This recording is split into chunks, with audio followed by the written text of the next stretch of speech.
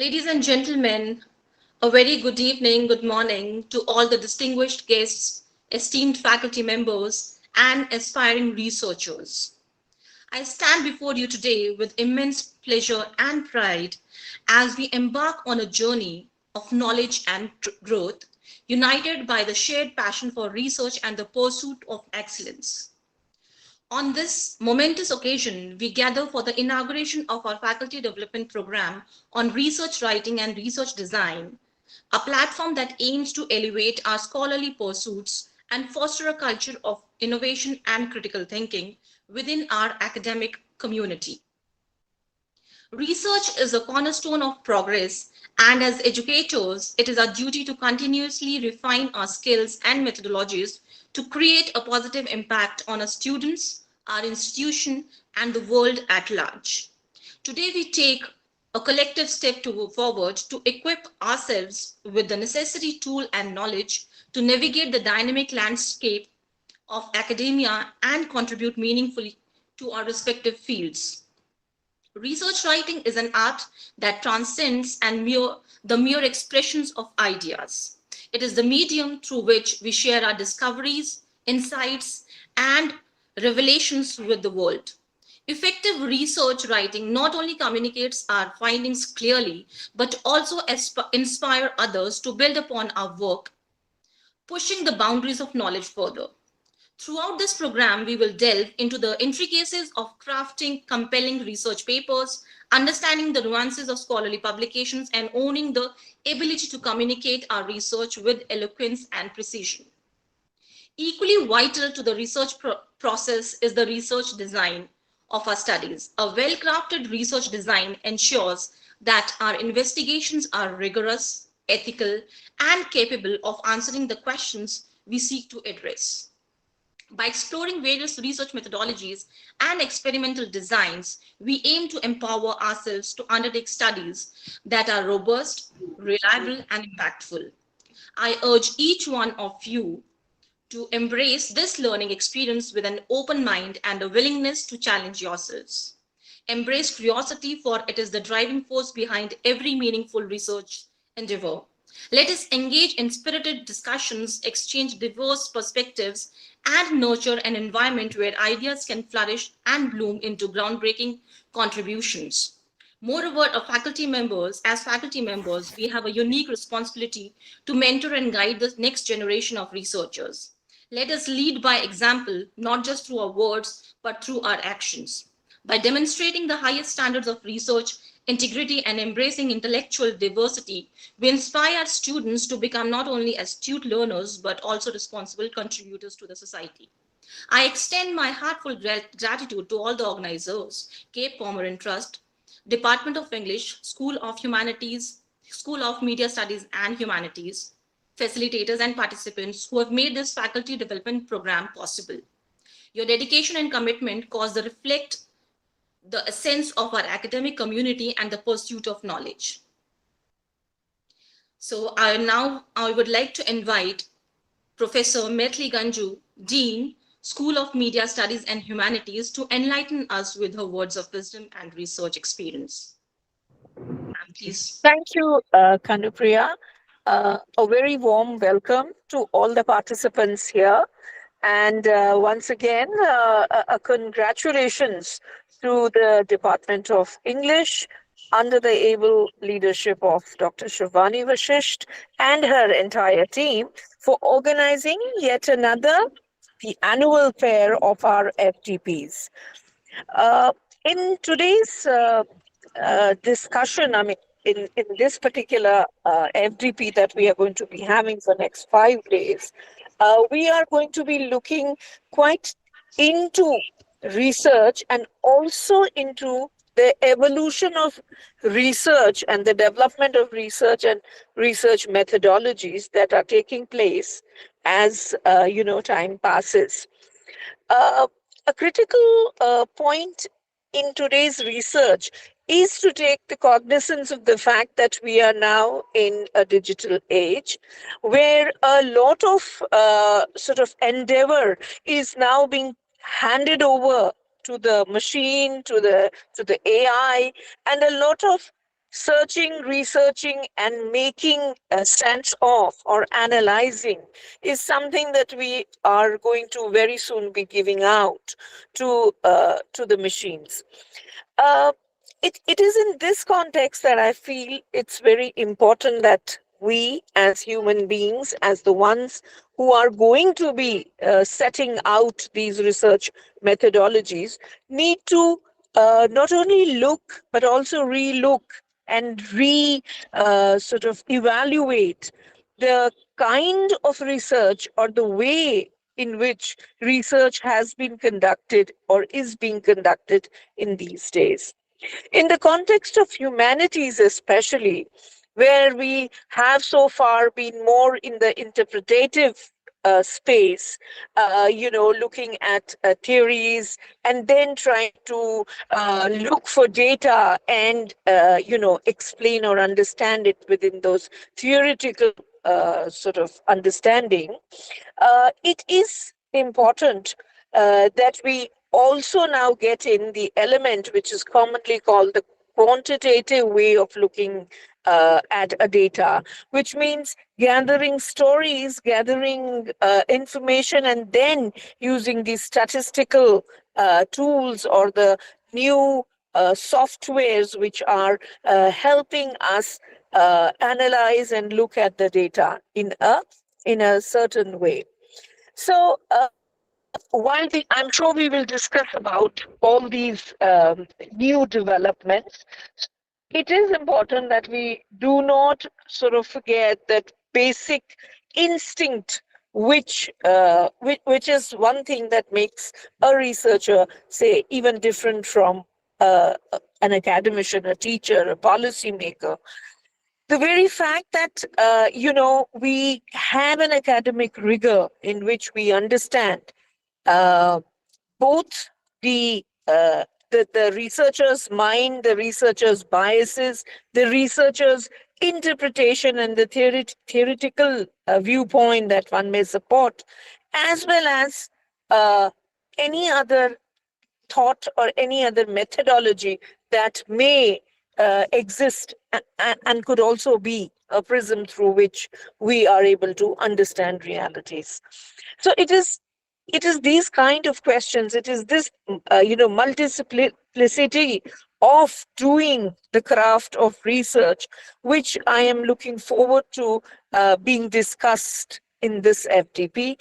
We shall listen to very, very eminent speakers from all over the globe, and their research and their insights and their way of looking at a problem is not only going to help us understand and sort of discover new things, but also enable us to sometimes look at our realities with these interesting methodologies and insights that I'm sure we are going to learn from in these 5 days. So, without sort of getting too much into the details of what we are going to be doing for the next 5 days, I want to wrap up, and I share tremendous excitement about listening to not only the speakers, but also to the comments and the ways we are going to be interpreting and reacting to all these great ideas. So, wishing the department as well as our partners, Cape Comorin, who have been very good sort of partner with us in, bringing out this intellectual discussions and having intellectual platforms ready whenever we have felt the need to come out with. So thanking them for their support, and once again wishing all of the listeners and all of the participants a very happy and a very, very enriching 5 days of FDP. I welcome all of you and thank you so much. Thank you so much, ma'am. It's always lovely to listen to you and the blessings which you always carry with yourself. Thank you so much. So, not taking much of your time, today I would like to introduce you with the first speaker of the day, Professor Cardoso. Professor Cardoso holds a PhD in modern languages and literatures in the specialty of comparative literature from the Faculty of Letters of the University of Coimbra, Portugal. He was the Dean of the School of Education and Social Sciences of the Polytechnic Institute of Porto Alegre, Portugal between 2010 and 2018, and Deputy Director of the Masters in Media and Society. He was president of Association of Reflections and Intervention in the Educational Policy of Higher Education Programs in Portugal from 2015 to 2018. Dr. Cardoso is a researcher at the Center for Comparative Studies at the University of Lisbon. His main areas of teaching and research are sciences of language and communication, pedagogical innovation, literacies, education, higher education and social responsibility, literature and cinema, under which published articles and book chapters and made presentations in Portugal and several other countries. He is a member of several international organizations and associations, as well as a member of the editorial board of international journals in the areas of language and communication sciences, comparative literature, literature and cinema, literacies, and education.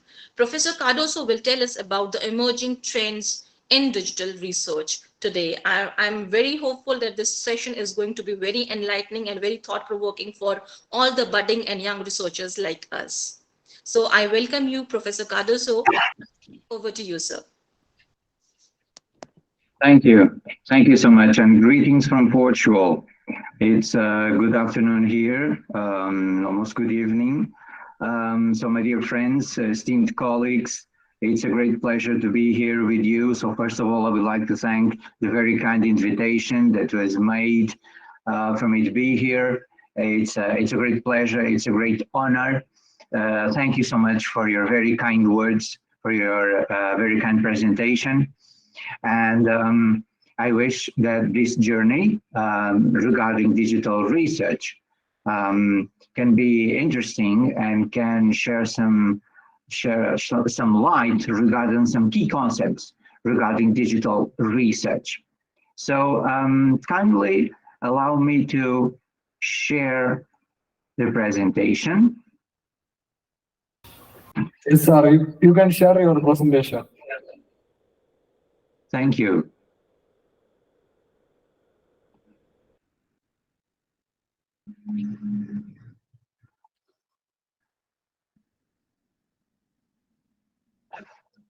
Can you confirm it's visible?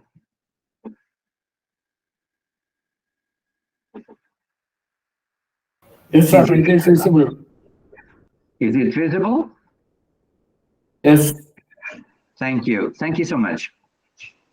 So, my dear friends, my dear colleagues, today I'll be talking about emerging trends in digital research. And according to our moderator's words that were so relevant, so important to make us understand the need to go ahead regarding research in our universities, not just for us, researchers and teachers, but also for our students as well, because research is the basis of building knowledge. Research is the basis of creating new opportunities regarding teaching and learning. Research is the basis of our 21st century universities and our 21st century educational systems. So, my dear friends, when we try to address the emerging trends in digital research regarding the 21st century, I'm sure we all think about how we can connect teaching, learning, and research, how we can connect education and technology, how we can connect teachers and students in these common efforts. So, my friends, let me start by saying that, first of all, we have to establish, let us say, a set of trends, not just one trend, but a set of trends. So let us keep in mind that we have to establish a path regarding what we want regarding research. For example, When we think about Higher Education in the Digital Age by William J. Bowen, the author tells us that higher education in the 21st century is truly connected with research. And without research, we cannot think about a modern concept of university. So first of all, research, as I said before, is of course the basis for modern contemporary universities. Second, we cannot forget that we are living in the digital age, in a digital era. So research must be adapted to these digital challenges. Of course, we all are researchers. We are all researchers. We are all trying to establish new methodologies regarding research. So this is why the digital era of learning is quite important for us to understand this interesting trend.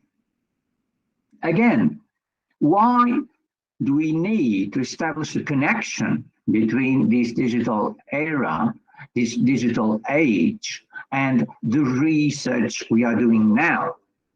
This does not mean that the research we are doing now is out of date. No, not at all. This means that we have to incorporate new methodologies. This means that we have to incorporate new possibilities. This means that we have to incorporate digital research methodologies. And why? Because this affects pedagogy. This affects pedagogy, this affects our classroom activities, this affects teaching and learning opportunities. So when I think about higher education, digital era, research and digital age, we are also rethinking pedagogy for a digital age. And of course, when you connect all this with the need to develop our minds, our mindsets, our frameworks, our guidelines regarding teaching and learning, then we have another challenge. That is how we can connect research with all these pedagogical innovation, with these methodologies, with these trends. Of course, then we need the help, for example, of research methods, design, and analysis. So we have to establish a new framework for our work that connects our goals, our objectives, that gives light to our universities in order to address the digital, so that we can go ahead and incorporate new technologies, not just in our classrooms, and we are doing this, but also in our research methodologies. So, my dear friends, let us think about the need to establish, first of all, a definition about digital research. So, my dear friends, what is digital research? Well, this is a huge and complex concept. Let us start by saying that digital research can be defined as the use of digital technologies that change the way research is carried out and make it possible to face new challenges in the area. So, as I said before, we are living now in the 21st century, we are living now in the digital age, so our research methods, our research attitudes and activities must be adapted to this new age. So, my friends, again, of course, we all know why research is important. And what is the reason for research, may I ask? Well, we have different types of research, and I'm sure we all share these types of research in our universities. We are all using these different types of research according to different degrees, according to different goals, according to different objectives. But we also have to rethink these different types of research. So when we think about report research, qualitative research, quantitative research, analytical research, persuasive research, experimental research, survey research, and problem solution research, all these types come from the 20th century. And now they are being adapted to the 21st century. Why? Because of the digital age, of course. Why? Because we need to incorporate technology in our research. So when we go ahead and establish some goals regarding research, first we have to prioritize what are the digital research skills that are necessary to go ahead with this migration from the 20th century to the 21st century. So, my friends, of course, we need critical thinking, we need problem solving, we need analysis, we need dissemination. Why? For example, why do we need critical thinking? Well, because let us just follow these keywords: imagination, creativity, logic, reasoning, concept thinking, reflection, and feedback.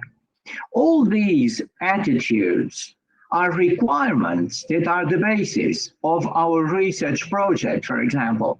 So we have to address them as one of the pillars of our research. And all this is under the key concept, critical thinking.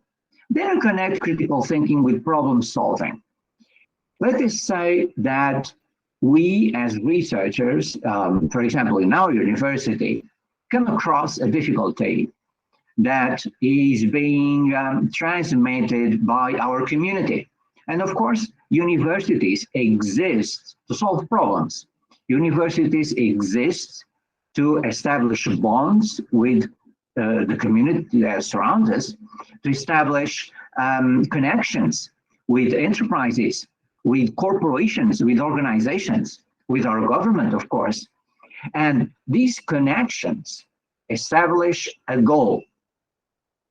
Universities must be problem solvers. So we have to define how we address the problem. We have to define how we can engage with that problem and how we can establish the most interesting and relevant methodology to create the solution.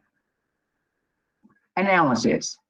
Of course, when we think about research, it's all a process of analysis, beginning with data collection, data analysis, reflection, feedback, scientific experimentation, all this under analysis.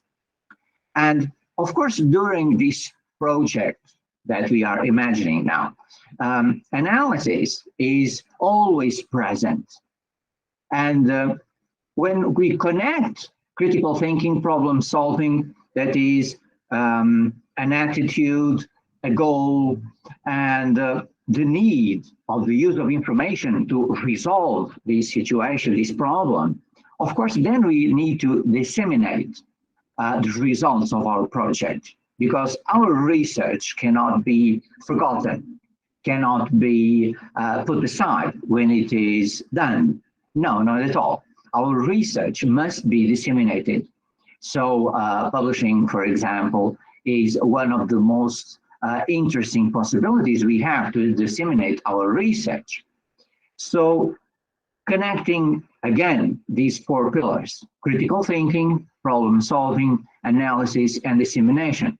They are all connected, and these are the key digital research skills we need to go ahead with our project. So we'll be talking about this digital age. We'll be talking about the need to rethink our research methodologies. So why do we need to rethink these research methodologies?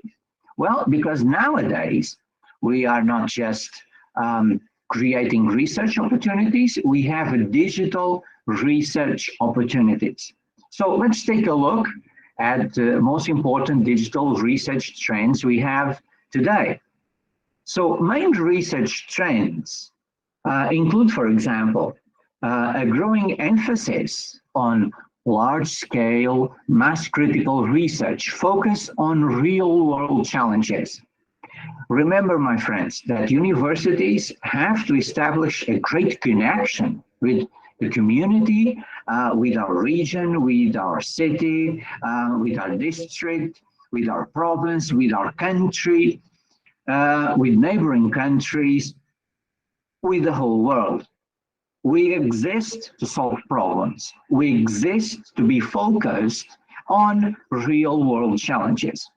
So these are often addressed by multidisciplinary, multi-institutional, and often international study groups, which address the need to work collaboratively. So this is very important, my friends. One of the most important trends nowadays is that we have to work together. So, and this is a great example. This platform is a great example because we are now connected from different countries, from different continents, and we are all here together with the same objective. So this is what is happening regarding research. We are creating networking opportunities, and we are improving these networking opportunities. Then we have a strong emphasis on research impact, and this is so important because this will have, of course, a dissemination impact, dissemination of value regarding the work that we have been doing. So this is why stronger partnerships, for example, are so important in order to create very interesting projects, in order to create extraordinary helpful approaches regarding these real world challenges. And then, of course, we have the consolidation of research equipment into large regional, national, and international shared research centers and facilities. So, of course, we also need research centers and facilities to help us regarding our research activities. So, of course, we need the help from our governments. We need the help from local authorities. We have to create opportunities with different organizations, with different corporations, enterprises that can help us develop our research centers. And of course, we also been noticing a greater emphasis on transparency with open access to research findings and underlying data, which creates data management challenges. And data is, of course, another great challenge for us. And why do we have these challenges, my friends? Because we are leaving behind the 20th century methodologies, and we are creating new methodologies now in the 21st century. So this is the so-called digital transformation cycle. So we have to connect the digital trends with the area of businesses. For example, we have to analyze, we have to implement, we have to consider, we have to think about, we have to engage with artificial intelligence, machine learning, blockchain, cloud computing, Internet of Things, conversational tools, security and privacy, biometrics, CX, in order to connect with business strategy, customer interaction, workforce, business operations, business models, and so on. So this is an example of how we can connect research, for example, with the labor market. This is an example of how we can connect university with the labor market. This is an example of how researchers can become most valuable regarding the needs of the labor market, because universities have to establish these partnerships, these strong partnerships with the community and with the corporations and enterprises in order to focus on these real world problems. So when we think about this digital transformation, again, we try to establish a set of top digital trends. So top digital trends, my friends, include networks and social media, of course. And we are all aware of the emergence of social networks that allows the research community to collaborate, to build relationships, to share ideas, and to overcome distances. And of course, we have technology that help us. So furthermore, social networks can be the very source of data for researchers and academics providing social and behavioral data. And then we have mobile computing and mobile work. Of course, now we talk about mobile work that allows people to blend all aspects of their digital lives, allowing research to be conducted across multiple locations. And this is something that happened a lot during the COVID-19 pandemic. And it's one of the most valuable lessons that we have learned from the COVID-19 pandemic. And then, of course, we have analytics and big data. So there is a combination of pervasive data capture, data mining, machine learning, and large-scale cloud computing that is already being recognized as revolutionary technology. So these trends also connect us to the so-called Internet of Things. And as we all know, this is a network of physical objects or things that are embedded in electronic components. So these include software and sensors that allows these objects to collect and exchange data, as well as allowing objects to be detected and controlled remotely. And then, of course, we have IT consumerization. And as technology and IT products improve, they become cheaper and available to everyone. They are no longer the preserve of the few. And this will be our common future trend. So IT products will be available in an easier way, and they will become cheaper. I'm sure we are all aware that we are now facing a very difficult time in our world today, but we will overcome this, and the technology will be shared, and technology will be enhanced and will become available in a cheaper way. So again, other trends also include cloud computing. So cloud computing offers new and extraordinary opportunities to deliver digital services on a global basis and introduce innovations in a more agile way. So cloud computing is now one of the most important strategies that we have now for digital research.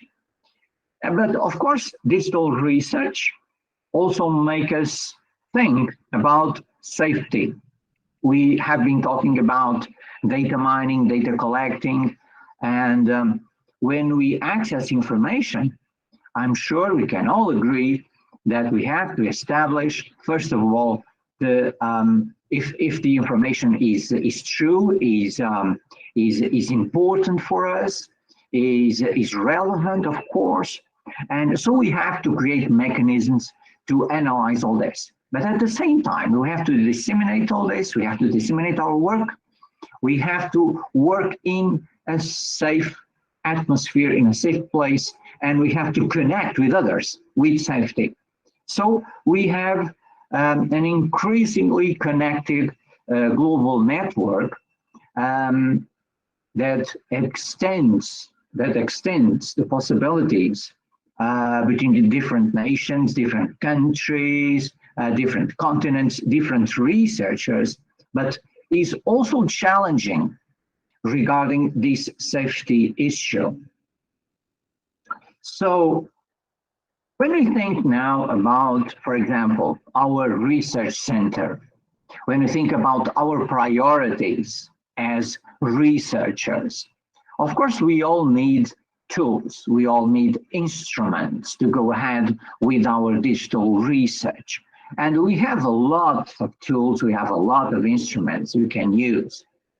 Let me just share a few that I'm sure you all know and that you use when you are data collecting, using information, analyzing information, creating new information, rewriting, establishing new connections with the information you collected, and then you disseminate what you create. For example, I'm sure you all know Mendeley. I'm sure you all know research assistants. I'm sure you all know impact tracking like Altmetric, search engines that help us find the information we need. For example, journal finders that help us establish, for example, short lists of high quality and open access journals that are relevant for disseminating our work. So these tools are important when we establish the priority of dissemination. And of course, when we think about how to create collaborative research, then we have to analyze other options that include, for example, PaperHive, that include the use of different and interesting tools like Canva, like Figshare, like keyword optimizers. And of course, then we have to create a digital footprint regarding our work. And so we need digital identifiers as well regarding the dissemination process. So this is why ORCID is so important for us all researchers in order to connect, in order to establish a mechanism to international be recognized, and most important, that our work can be disseminated in a very thoroughly way. So how is the set of trends affecting, for example, the more traditional areas, domains, and topics that we have? For example, how is this digital age affecting research in humanities? So perhaps when we think about humanities, we think about how to research according to methodologies that are quite connected with the 20th century and not with this digital era. But things are changing, and things are changing very fast. And now we talk about digital humanities. So this means that humanities are going digital. So we're talking about how to establish connections between topics from humanities with the use of digital research. So how this digital era is affecting the way we work with humanities, we work with arts. This is one of the most interesting trends that we have nowadays in the 21st century. So digital humanities can be understood when we establish a comparison between Web 1.0 till Web 3.0. And this is the beginning, of course. So from 1991 to 2020, we had an extraordinary progress regarding digital humanities. So when we think about past, present, and future of digital humanities, we have here a set of opportunities that is quite extraordinary. Imagine this. Nowadays, we are talking about the metaverse. So we are talking about physical and virtual worlds converging. We are talking about new dynamics. We are talking about semantic tags, ontology, complex algorithms, smart machines. So these are some of the most important keywords regarding digital humanities from 2020 till now and during the next years to come.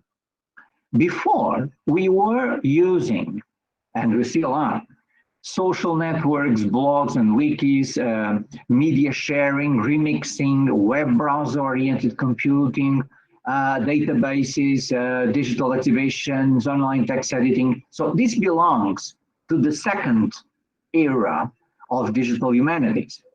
And my friends, we have been doing this. We have been working with research in the digital age, at least from 2004, 2005. And when we think about these characteristics, I'm sure we all agree that we have done a great work from establishing, for example, methodologies that were quite traditional, that go back to 2 decades ago at least.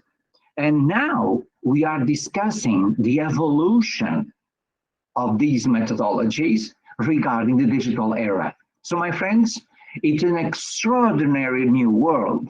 It's an extraordinary possibility that is creating a new horizon regarding research. So how can we define the digital humanities? Well, let's just say that this stands as the intersection between the computational and humanities to allow for more powerful comparisons, pattern matching, and trend analysis, usually utilizing vast stores of electronic data that represent letters, images, audio, and video. So we have here different layers regarding digital humanities. So we have interface systems, shared structures, code data, institutions, and encoding and education. So when we think about encoding and education, including computational thinking and knowledge representation, this is the basis for digital humanities. And then we create research infrastructures like centers, labs, clouds, spaces, and streams. So all this that perhaps we could think would be more common, for example, in other domains, in other areas of thought and knowledge and activity. This is also happening with humanities. So this creates digital methods, digital archives, metadata. All this is digital humanities. And this, of course, means that methods libraries and application programming interfaces and linked data is also being transformed regarding digital humanities. And then at the end, we get to critical cultural critic, tools and apps, publications and projects. So all this, my friends, are, let us just say, some portraits that we can create regarding digital humanities. So digital humanities, of course, are a concept that is being analyzed from different perspectives. Let me share one of those perspectives from Professor David Barry from the University of Sussex. So according to Professor David Barry, digital humanities are at the leading edge of applying computer-based technology in the humanities. And when we connect humanities with computer-based technology, then we are getting to digital humanities. So we have been working on digital humanities at least for the last 40 or so years. So this isn't a process that began, let us just say, a decade ago. No, not at all. So, of course, originally it was a focus on developing digital tools, creation of archives, databases for texts, artworks, and other materials.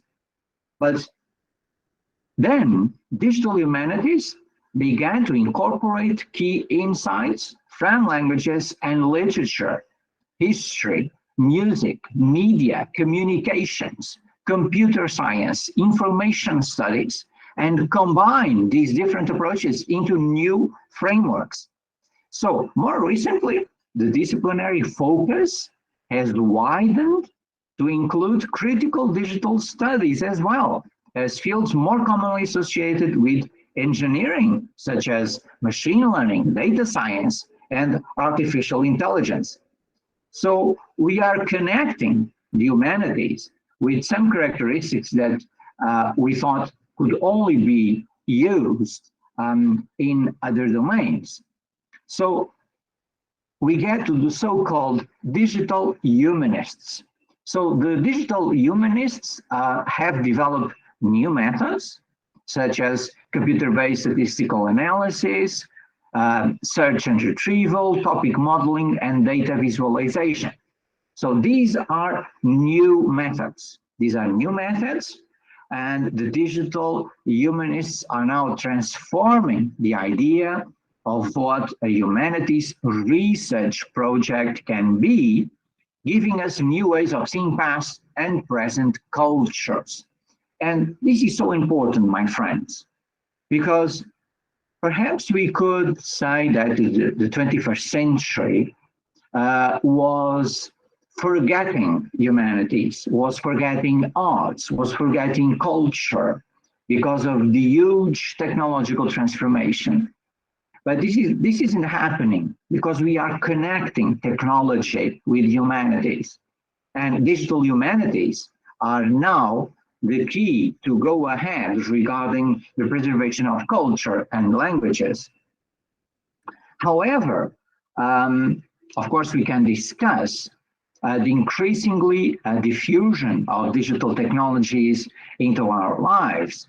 And we of course, can understand how companies like Facebook, like Amazon or Apple or Netflix or Google use our data, for example, in intrusive ways.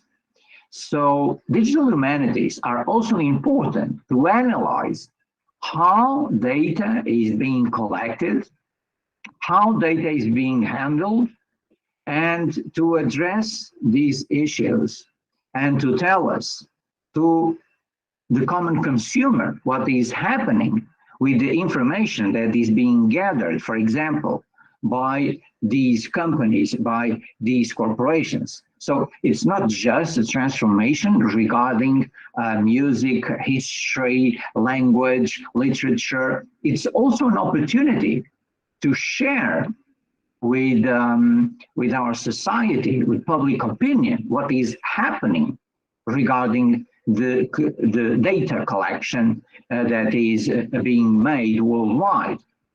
So I think we all agree that this digital age is quite complex. So perhaps one of the most important challenges is how we can maintain our values. Because our values, for example, exist in our literature, in our music, in our languages, in our traditions, in our cultures. And when we think about technology, sometimes we see technology as a threat regarding our traditions. We may think that technology can be an obstacle regarding the way we were addressing culture, the way we were preserving culture. No, not at all. Let us incorporate technology in these practices, and then we'll be able to preserve our culture. This means that we will be able to communicate humanistic values in a different way. With the use of technological instruments and tools. So the digital humanities are, of course, part of this tradition of humanistic values, and now they incorporate all the possibilities of EdTech. So again, when we think about how to establish the connection between computers, humanities, and research, we could go through and analyze, for example, complex data analysis, solving mathematical equations, perhaps we would think that all this was something that belonged, for example, to engineering courses and degrees. No, not at all, because we can connect research being made in digital humanities with these trends as well. We can think about, for example, predicting modeling. And predicting modeling is so important nowadays. Why? We are used to having prediction modeling in different domains like medicine or engineering, architecture, for example, to predict climate patterns, erosion rates of beaches, anticipating the absorption rate of medications in the body, but also to predict how technology will be impacting humanities. So prediction modeling can help us understand the way to address our culture as well in order to preserve our culture, in order to preserve language, history, music, traditions. So this is an outstanding horizon regarding our culture and our nation roots. So my friends, why do we need to establish these connections in this digital era? Because our university is changing and the 21st century learner is changing. The 21st century learner, my friends, is characterized by being an engaged thinker. He's an ethical citizen. He has an entrepreneurial spirit. The 21st century learner connects social responsibility, cultural, global, and environmental awareness with communication, different literacies like digital literacy that is so important, with lifelong learning, self-direction, personal management, collaboration and leadership, critical thinking and problem solving. So this is the portrait of the 21st century learner. So this 21st century learner, of course, is affecting universities. And universities have to establish new frameworks to address these new 21st century learners. So this is why we have to think about the digital university. And this will be one of the most important items and trends in the next decade. We have to think how to transform our university to a digital university. Of course, we already have a lot of practices that are digital. Of course, today we have a lot of research methodologies that are digital. We are going digital. We are going global with this digital transformation, but our educational systems must also migrate to this digital era. So my dear friends, my dear colleagues, this is our common challenge. We have to create the foundations of the 21st century learners in order to become extraordinary professionals, extraordinary persons, and extraordinary citizens. And to do so, we have to establish that the 21st century learner is a digital learner. And this is why we must become digital researchers. Because by using digital technologies, by using digital tools, digital instruments, we are now up to date. We are now on track with digital era. Because the digital era is here, my dear friends, and is here and is changing the way we are thinking, is creating a new mindset, and is creating a new horizon for collaboration, networking, and establishing an optimistic view regarding education for all, education for 2030, education as the basis for the future of our common world. Thank you, dear friends, esteemed colleagues. It was indeed a great pleasure to be here with you today. It was indeed a great honor to participate in this conference. And I hope we can meet again in order to discuss these and other topics that are now trends in this extraordinary 21st century. Thank you. Thank you, Professor Cardoso. It was actually indeed very enlightening and thought-provoking presentation given by you, because it's very important for each and every one of us as research scholars, as faculty members, to be digitally literate. If you're not digitally literate, it's very impossible to sustain ourselves in the area of academia and research. So I request all the participants present today to ask questions, whatever doubts you have, if you have some queries, some observations, so we can take another good 10 to 15 minutes for the question and answer round. And I also request all the participants to please turn on the camera so that we can capture some good pictures with Professor. Thank you.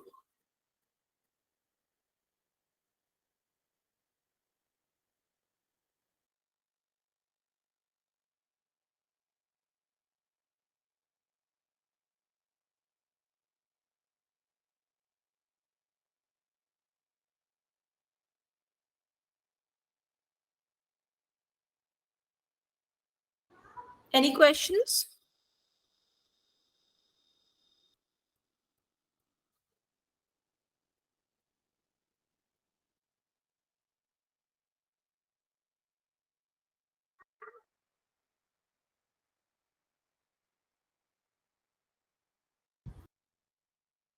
No questions. So I think the presentation was so clear and so understandable by all the scholars over here, so they don't have any doubts. I thank you. I thank Professor for sparing your valuable time today and making this presentation possible and enlightening us with your knowledge and expertise. Thank you, Professor Cardoso. Thank you. Thank you so much. Again, thank you so much for inviting me. It was indeed a great pleasure to be here. Again, congratulations to the organizing committee organizing this extraordinary conference. And I'm sure all the participants will have a lot of takeaways from this conference in order to extend their opportunities of research and, of course, establish new horizons regarding these 21st century opportunities about digital research. So thank you so much for having me. It was indeed a great pleasure. And if you want to, for example, send a question, you can email me or you can connect through social media like Facebook, for example. Thank you so much. Thank you, sir. Thank you so much.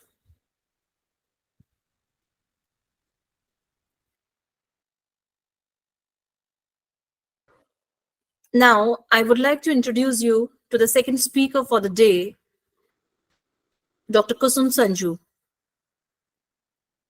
I hope ma'am has joined.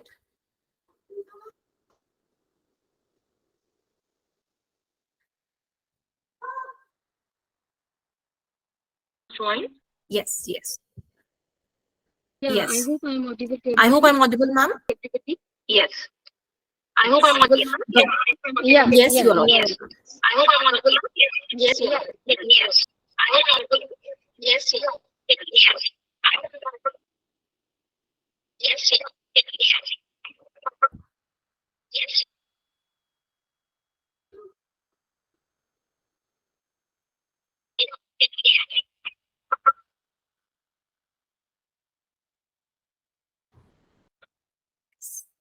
So I would like to introduce Dr. Kusum Sanju. Dr. Kusum Sanju is an assistant professor in English at Himachal Pradesh University Regional Center, Dharamshala. She has completed her PhD from Himachal Pradesh University, Shimla. She has been teaching for 16 years. Her specialization is history and culture and diasporic writing. Her areas of interest are culture and nation.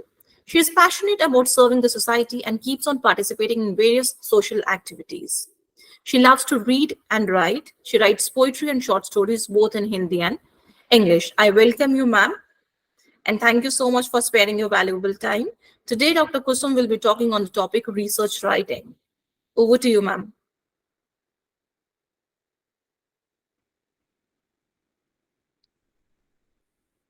Okay, and I hope I am audible, everybody. Ma'am, your voice is Ma'am, echoing. your voice is. I think if you are logged I in think if you are by not. two devices, so you need to log out from one device.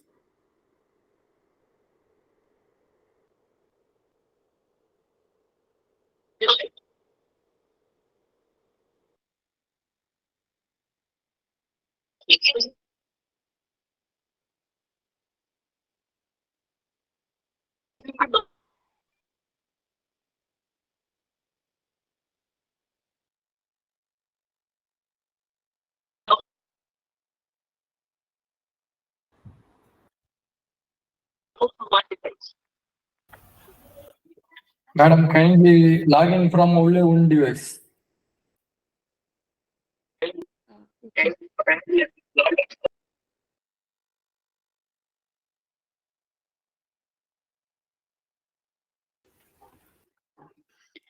I hope it's all right now. Yes, ma'am. Okay. So, good evening, one and all. So, thank you, Dr. Kanupriya, for your such kind words. And I welcome all the listeners, my dear friends and facilitators in today's presentation. And I'll take a moment just to share my PPT.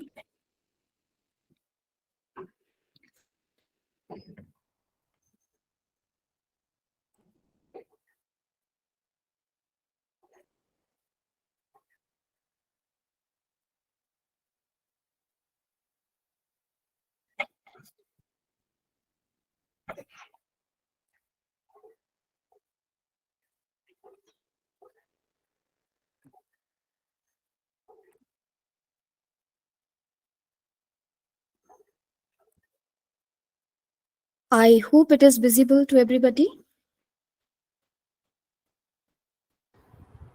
Yes, ma'am. Yes, ma'am. Okay, thank you. So, my today's topic, as you can see in my first slide, it is research writing. So, research is a very integral part of our day-to-day life, and we have seen that in day-to-day life we keep on researching, whether we have to buy clothes or the gadgets or electricals or anything. Research keeps on happening, and that is what the basic instinct of human nature, to research for something better and research for something new. And that is why research, academic research, which is contributing in the growth of all of us as society, as individual, and as human beings. So first of all, we need to know what is research. So research, as we define it, is a careful, systematic, patient study and investigation in some field of knowledge undertaken to discover, to establish facts or principles. Research usually means finding something new. It may be a substance, a formula, or an invention. Performing a research is essentially an effort to solve a mystery, how something works, or why something happened. In other words, you want to answer a question about the world. And we keep on encountering such kind of questions on a daily basis. We are inquisitive to know how things work. We are inquisitive to know that why things are happening.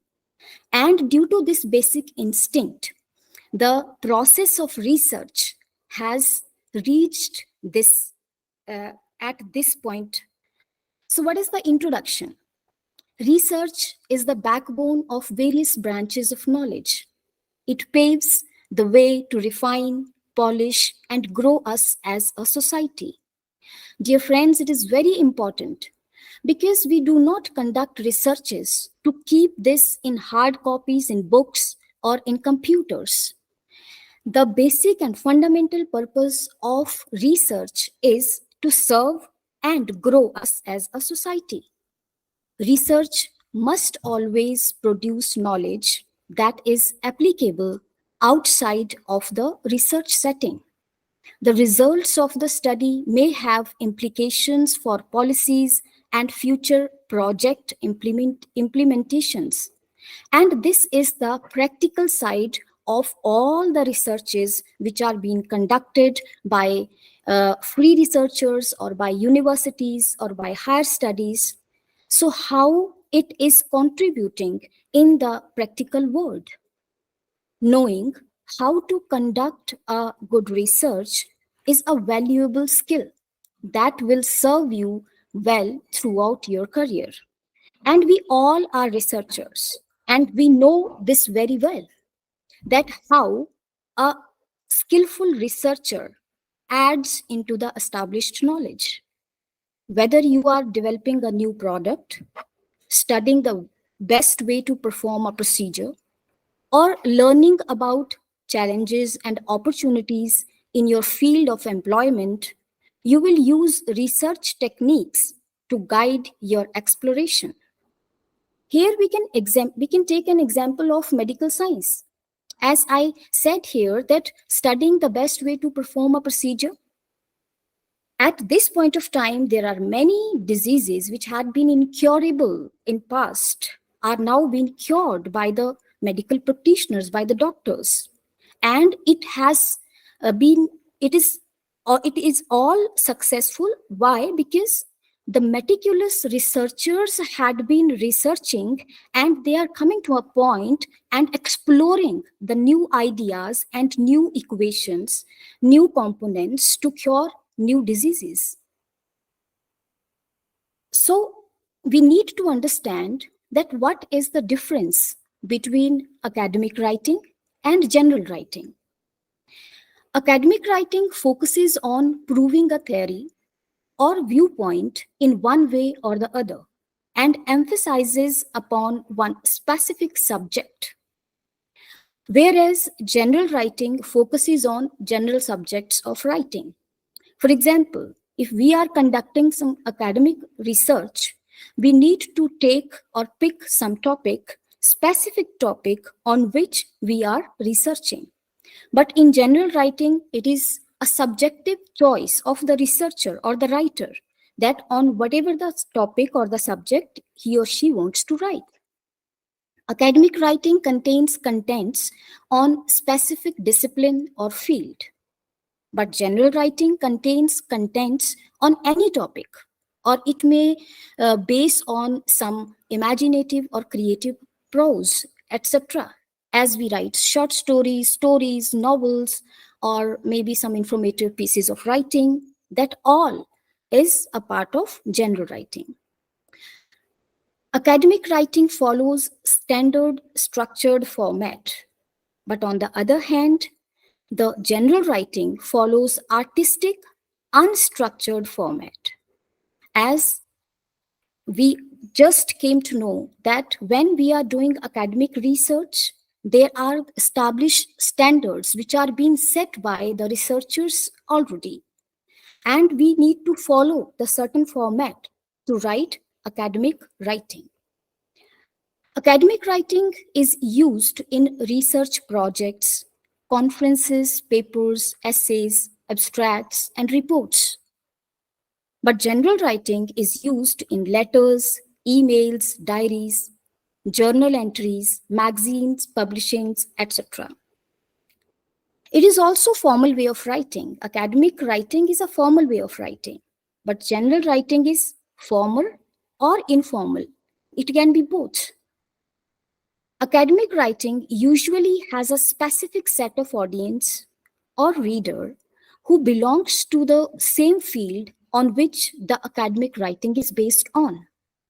For example, if we are conducting a research in literature, obviously we are addressing a specific set of audience, the people who are interested in literature.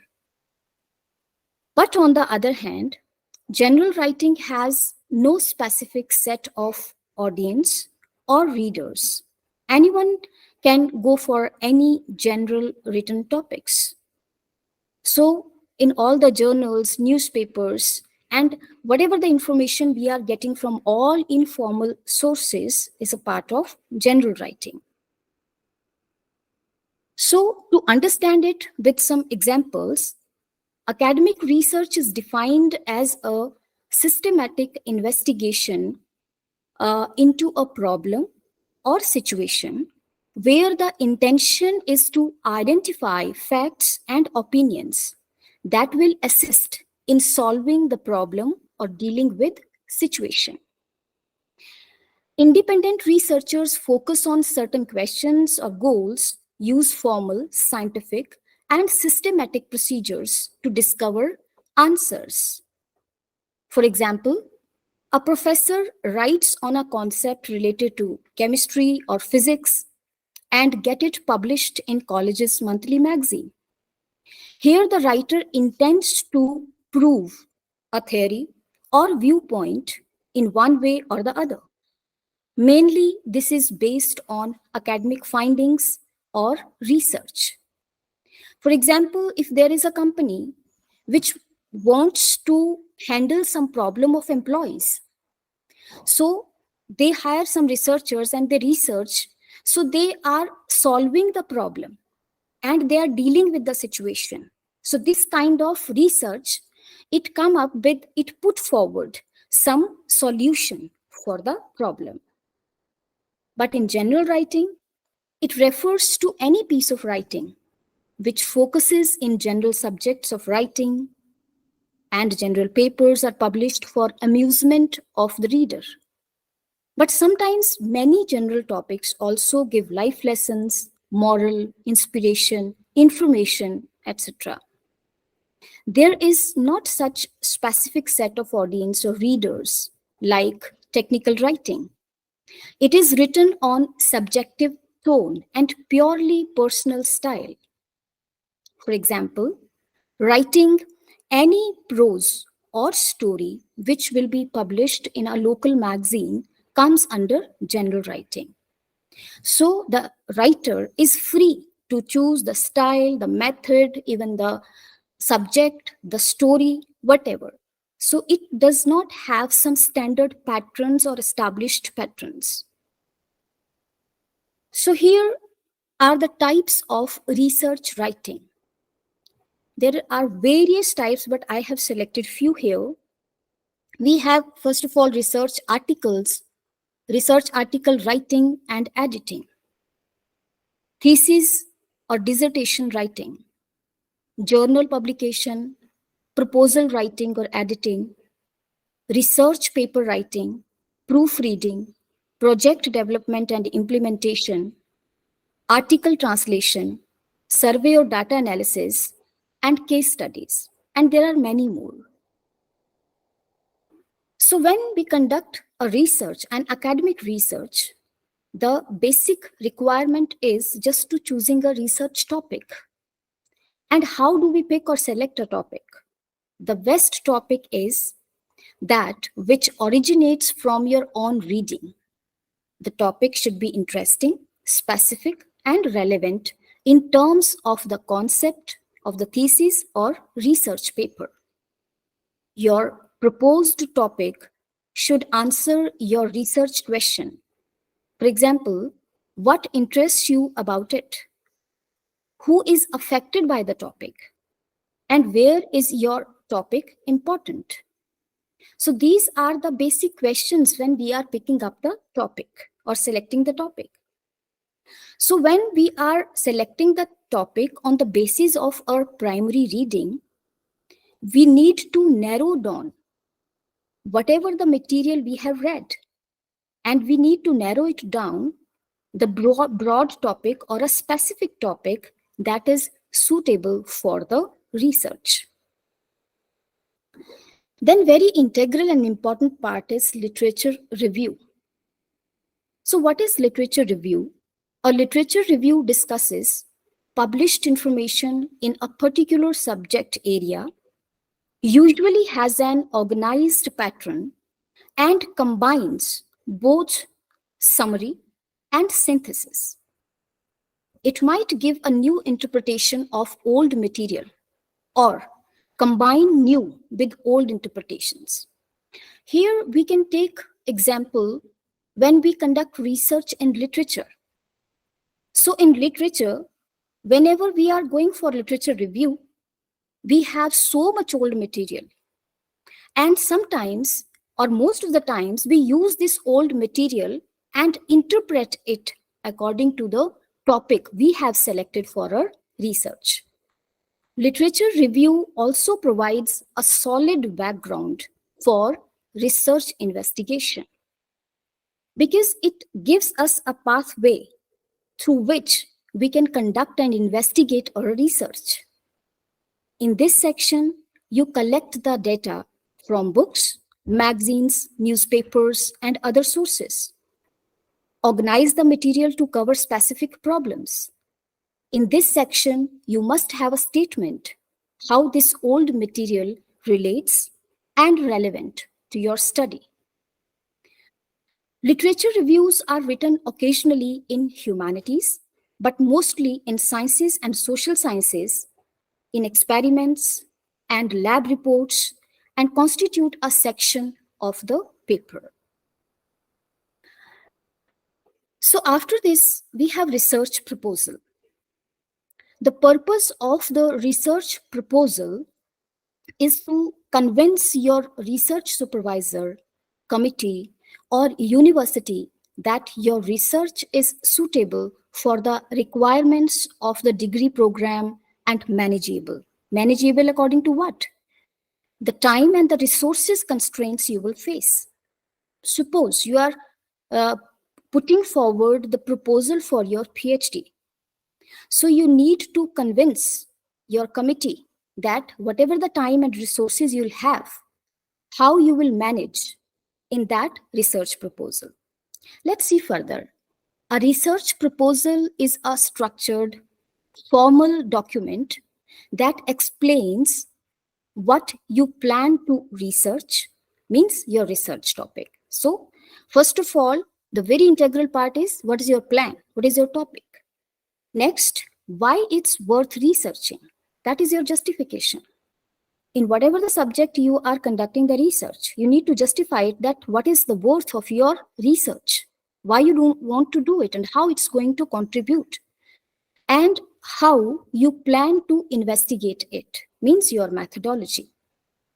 So the most important word here is convince. Convince means how you are going to put forward your project.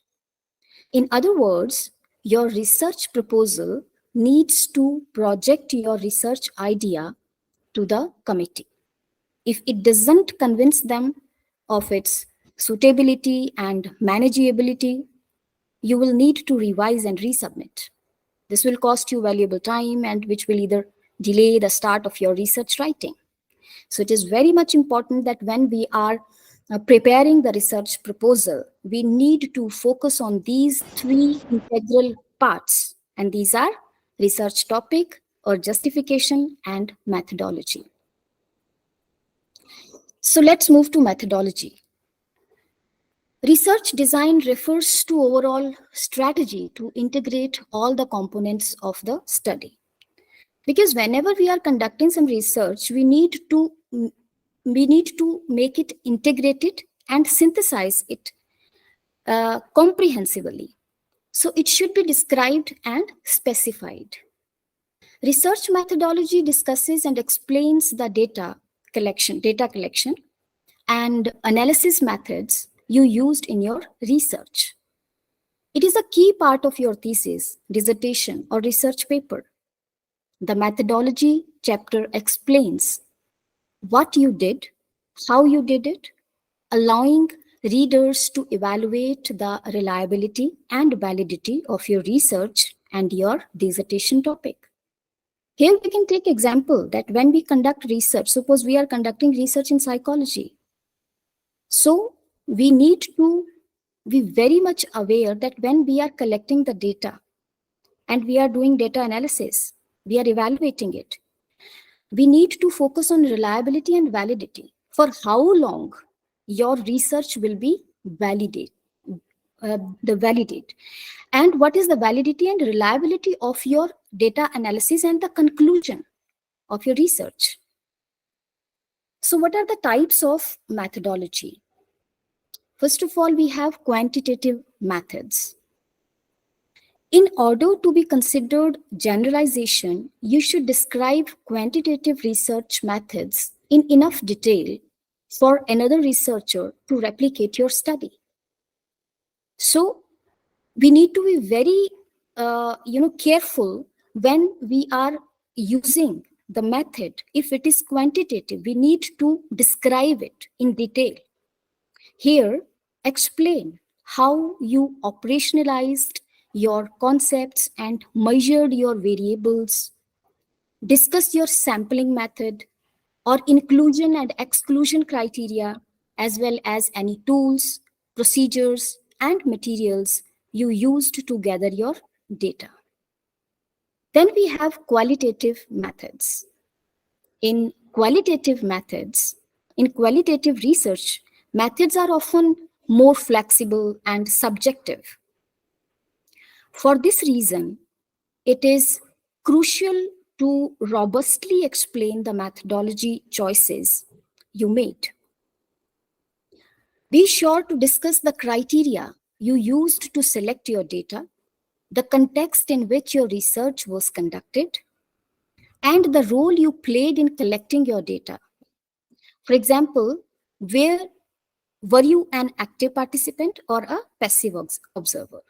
Here we can also take an example that when we conduct research in literature, we apply approaches. We have formal approaches and psychological approaches, and we have synchronic and diachronic and historical.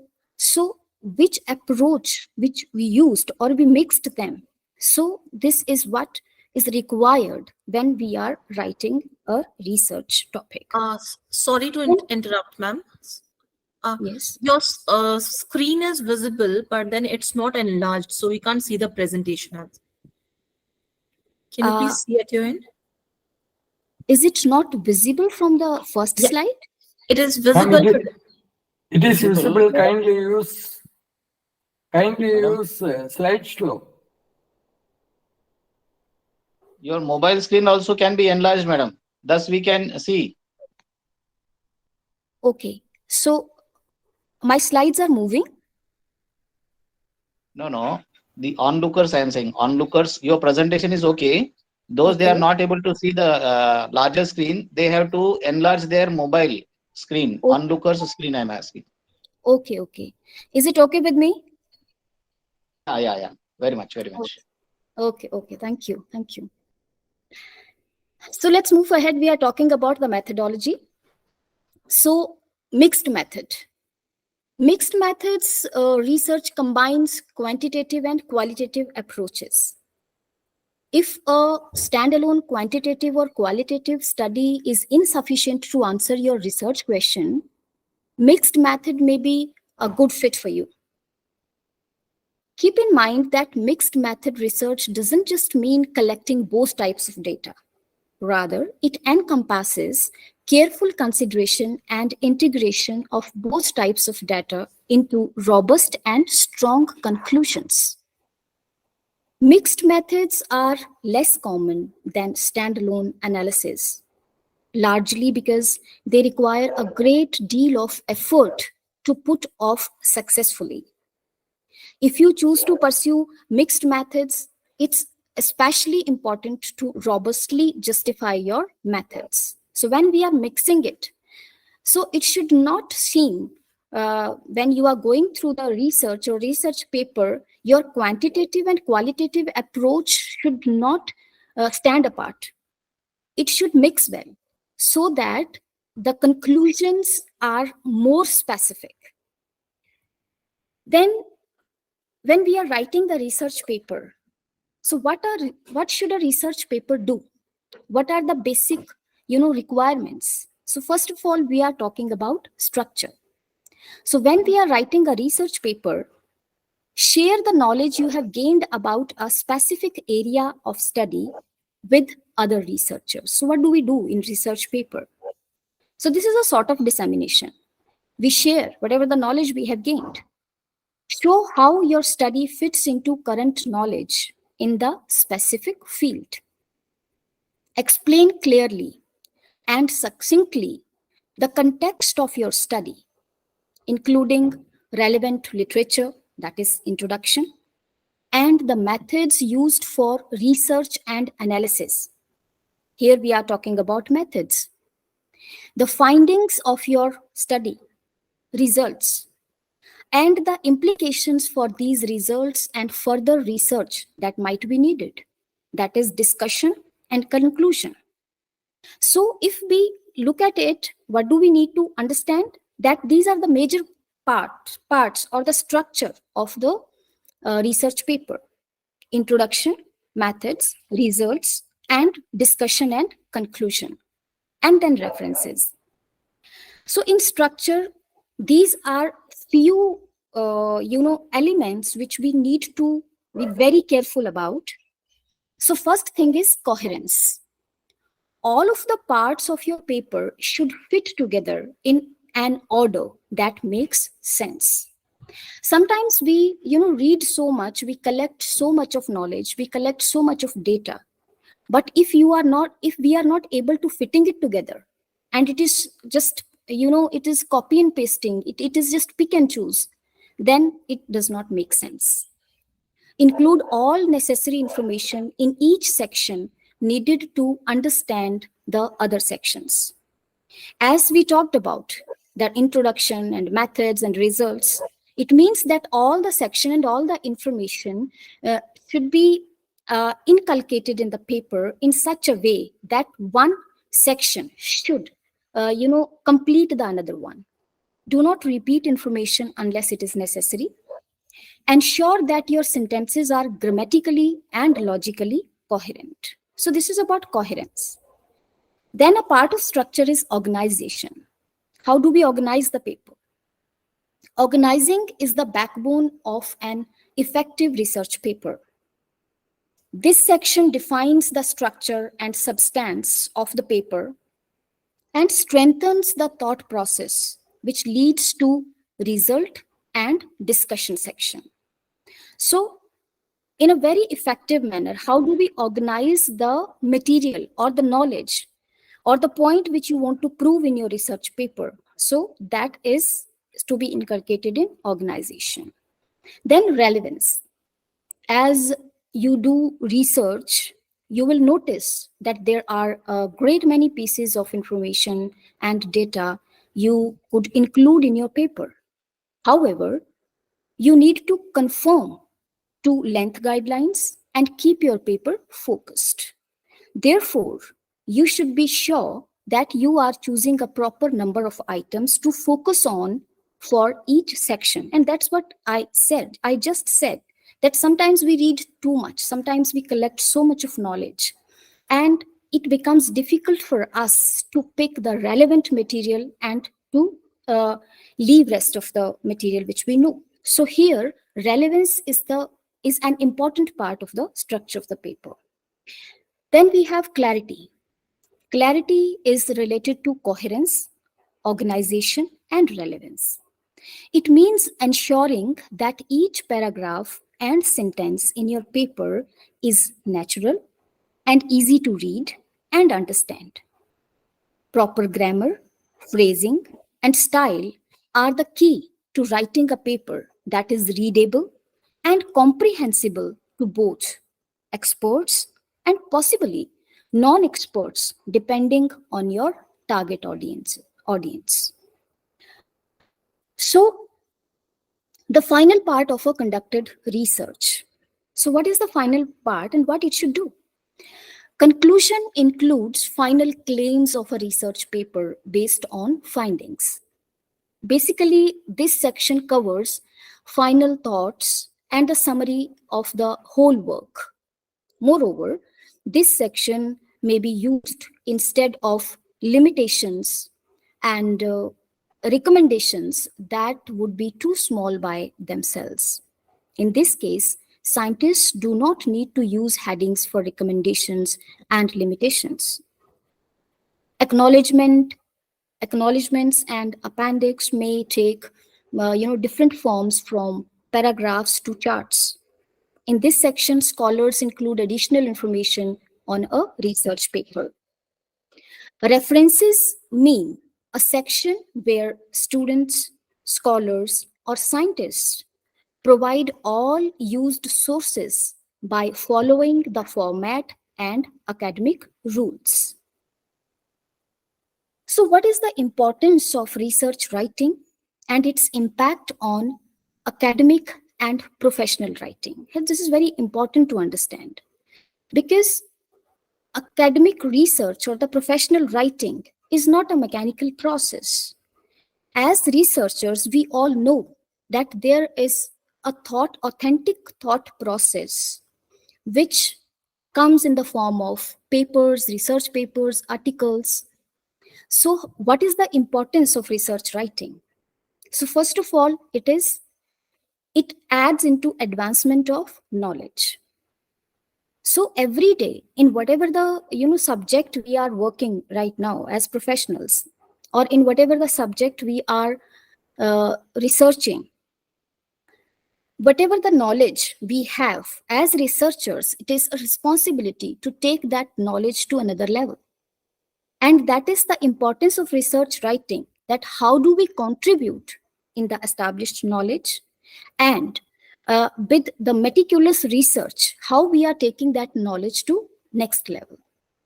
Then we have academic progression, the universities and higher studies.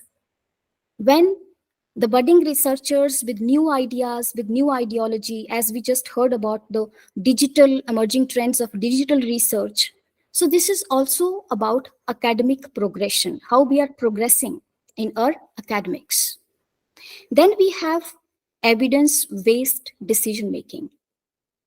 In many companies, in medical science, and in many other subjects, when people, they have to take important decisions which are going to affect the people at large and at society at large, their decision-making should be evidence-based.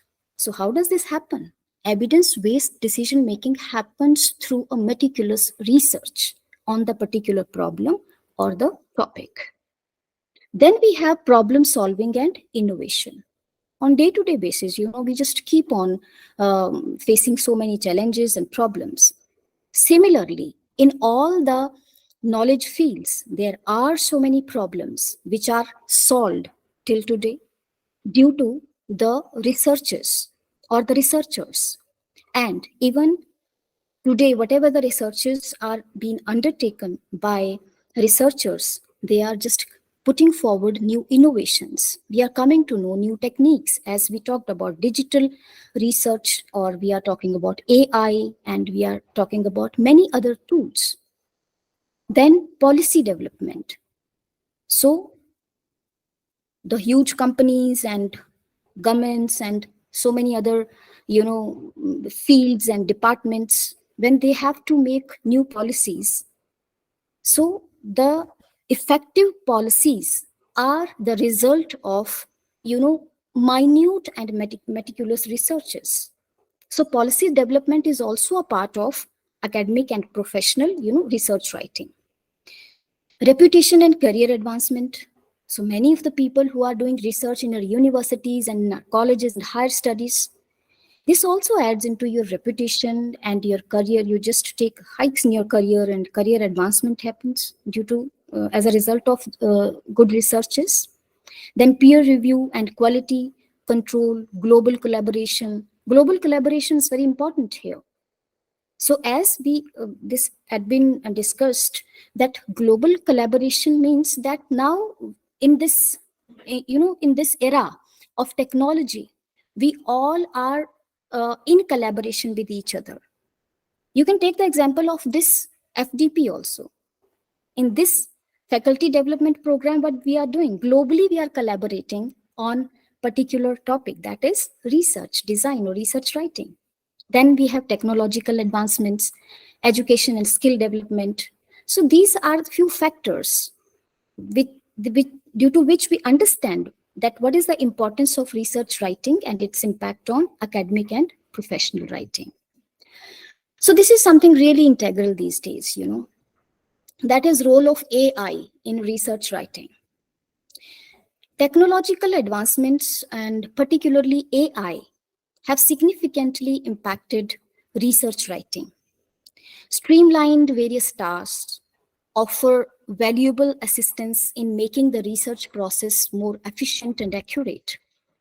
Yet, human expertise and discernment remain indispensable in ensuring the integrity and validity of research work. No doubt that the role of AI is very integral and important in research writing.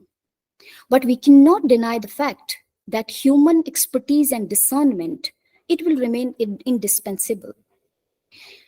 So when we are saying that it streamlines various tasks, what are these various tasks? Data collection and analysis.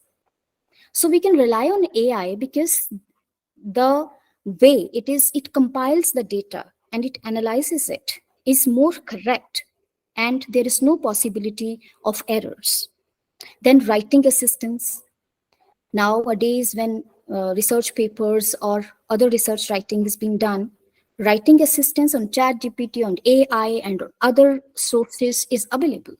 Then plagiarism detection. It becomes very easy through AI to detect plagiarism, and predictive analytics, then a recommender system and automated repetitive tasks. So these are all the various tasks which are being streamlined by the role of AI in research writing.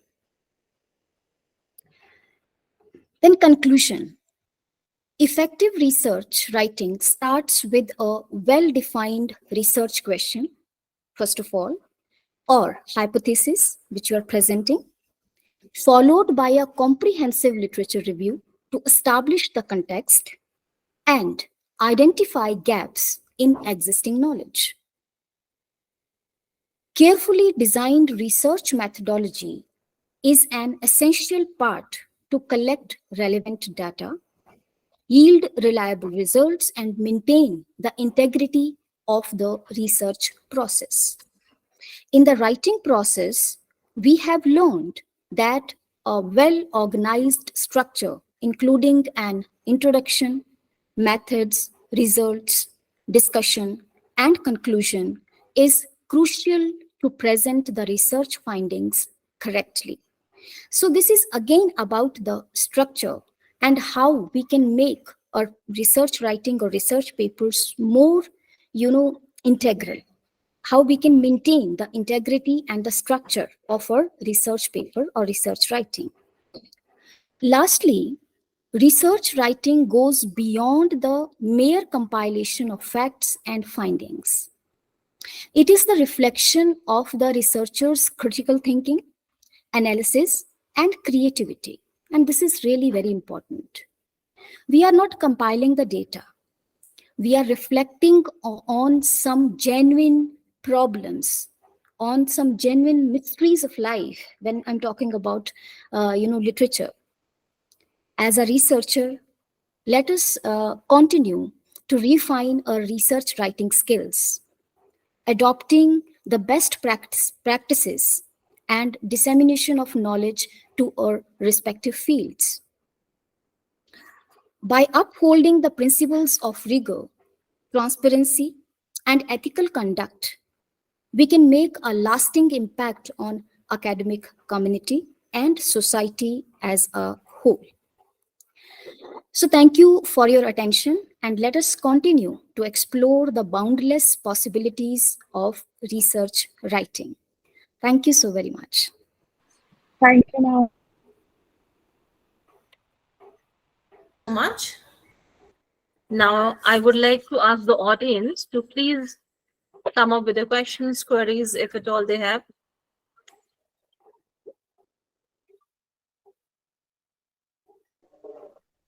Ma'am, chat box is not on so that we cannot write any message. So please.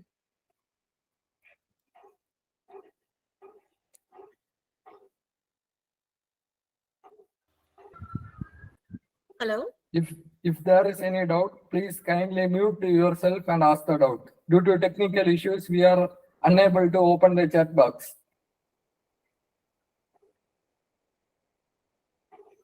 Any questions from the participants?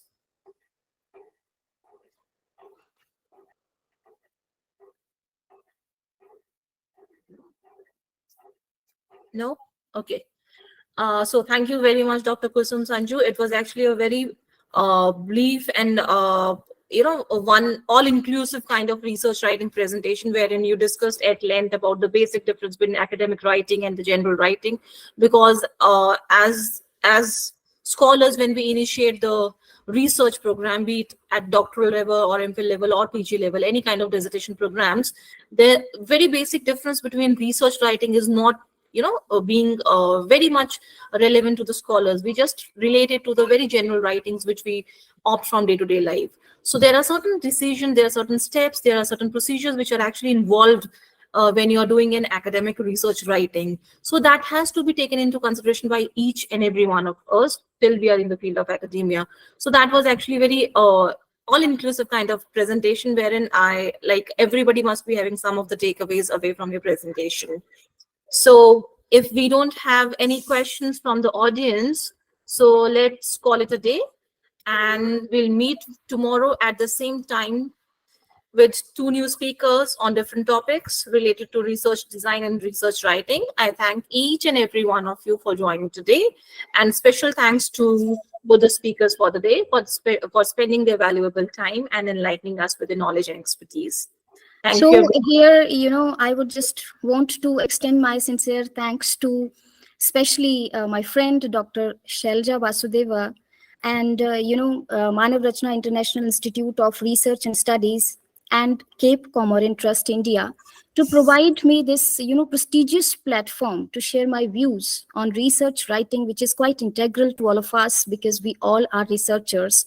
And thank you so very much, everyone. Thank you for having me.